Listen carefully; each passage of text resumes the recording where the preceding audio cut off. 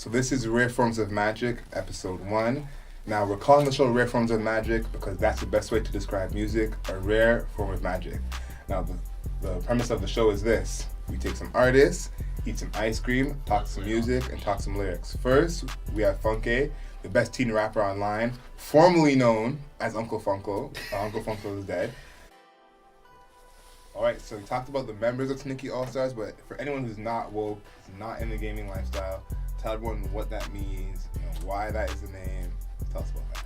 So number one, I'm a Mario boy from the day I was born. I love Mario and Pokemon. But Tanuki is I think Japanese for like raccoon dog or something. And in the game, like Mario, I think 3, you can get a suit that's a Tanuki suit. You can just fly around, and it's like my favorite suit in any Mario game. So I was like, let's be Tanuki something. And then it was a couple of days and we were like, what should we be? Tanuki troop, team, like what's poppin'? Right? And then we're just like, you know what? We're all stars. Let's just be Tanuki All Stars. TAS. Let's kill the game. Keep it like simple. This. Keep it simple. And you know what? That's true, because that Tanuki suit is actually the best suit in Mario. If anyone had played that game, That's what I'm saying. by far the best. Yeah. People don't know that. Super Mario 3, best suit. Honestly, you just win. You just fly around, you beat the whole game like that. And in Super Mario 3D Land, it comes back with a golden Tanuki suit. What? And that makes you kind of invincible. You can turn into like a rock statue.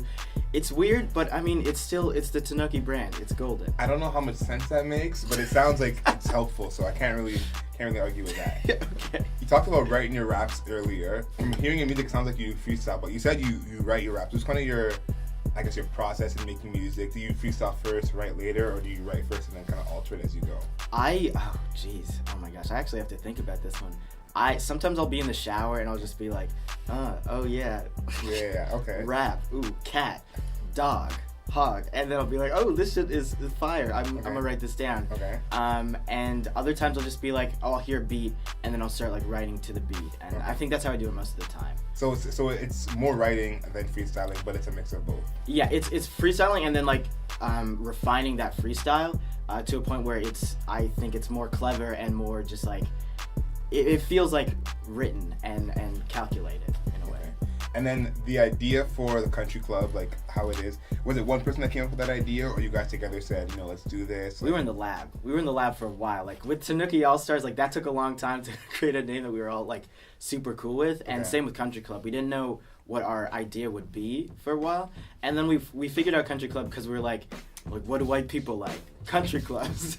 And what if like a bunch of 4 non-white rappers like took over a country club and just started rapping? So like I think in Tropica, the beginning of the track, you hear 2 people talking like, and they're going to a country club. Yeah. And then it stopped because like there's no white people there. It's just like the non-white rappers just taking it over and killing the game in there. So it's... Listen, that's how I think of ideas too. What do white people like? And that's just how I. And how can I profit off them? That's exactly what I do as well. Let's talk about the tape, the song "Fishing Break." Was there actually like a fishing trip or a fishing break, or this is just like something somebody thought of and thought that it would be cool? So this one, it's kind of funny. There's this video online called "Robert, It Do Go Down," with these 2 guys in a boat, and one of them, it's sampled in the track actually. And he says, oh, going down the road, and they're on a boat together. And then the guy filming the shot is like, Robert, there's a waterfall down there, like it do go down. And then the guy is like, no, it doesn't go down, like the boat does not go down, this is just a lake. And then at the end of the 14-second clip, there is a waterfall and they're falling off the waterfall recording. And he says, Robert, it do go down. And that's what we wanted to sample of the day. All right. I don't know if that really answered my question, but What are you talking? But you know what? I get it. That is the kind of fishing trip that you guys want to go on. Yes, that was the inspiration. We're like, we want to go off of the waterfall and hop onto the track. Makes sense. Poppin' Big Bottles. Yes. Probably my favorite song on the tape. Oh, really? Thank you. It's a really different vibe from the rest of the songs. How did that come about? Who made that beat? Whose idea was that? Okay. So Poppin' Big Bottles, it came from another video online. It was Poppin' Big Bottles. Where a guy's in his car and he's like, the rappers always drink Hennessy, but if I swallow this whole thing, then I'll be the coolest guy on earth. So he tries to down the whole bottle of Hennessy in his car, and he spits it all up, and he says, cut, we're popping big bottles, and he's choking. He's choking on camera, and his friend doesn't stop recording. and he keeps recording this guy embarrassing himself, and we were like, that's pretty much us at the club, so why not do this? And it was produced by my friend who was actually in my elementary school. Okay. His name was Isha Hawkins, and he went to India and then England, and he just moved away like out of my life for a long time. And then I found him on Facebook, and I was like, yo, and I found out he like produces songs and stuff. Oh, perfect. And I was like, dude, let's hop on a track together. I'm making a mixtape. And he was like, yeah, I definitely want to like you to rap on my tracks. Okay, and perfect. I used that beat for it. His I think producer name is Banquo. Okay. And I just got my friend from high school too, Quinn, who's a rapper, and he just hopped on too, and just like a weird collaboration there. No, but honestly, the track is amazing. It fits, and it makes you think of Poppin' Big Ballos, like more successfully, I guess, than the guy in the video, but it does make you think of Poppin' Big Ballos. Poppin' Big Ballos, I love it. Thank you. Next two tracks, Wave Dash and Shuffleboard. How did those happen? Wave Dash, Castaway, like one track. We wanted to like have a nice and fulfilling ending, I guess, to the track, Okay. to the whole tape.